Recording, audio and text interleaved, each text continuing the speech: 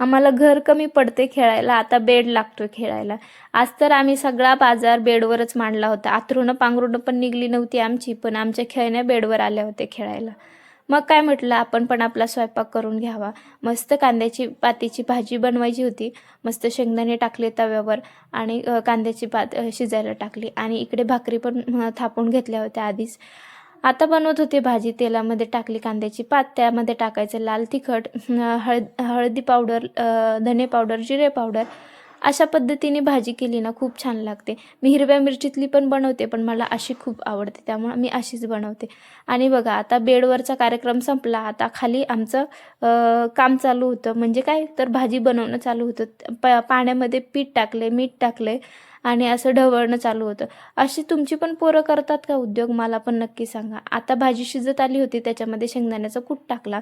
त्यानंतर आवळ्याचा ज्यूस प्यायला घेतला. आवळा खरंच हेल्थसाठी खूप चांगला आहे. मी पहिल्या पण व्हिडिओमध्ये आधी सांगितलेलं आहे. जर तुम्ही वापरत नसाल ना आवळा, तर तुम्ही खरंच तुमच्या डेली लाईफमध्ये आवळ्याचा यूज करा. खरंच त्याचे खूप फायदे आहेत. आता माझी भाजी छान शिजली होती. आता आपले पोटाची सोय झाली. आता झाडांचे पण पोटाची सोय करावी म्हटलं, म्हणून झाडांना पण पाणी घालायला घेतलं. आणि झाडं माझी खरंच खूप या दिवसामध्ये खूप छान ग्रो होत आहे.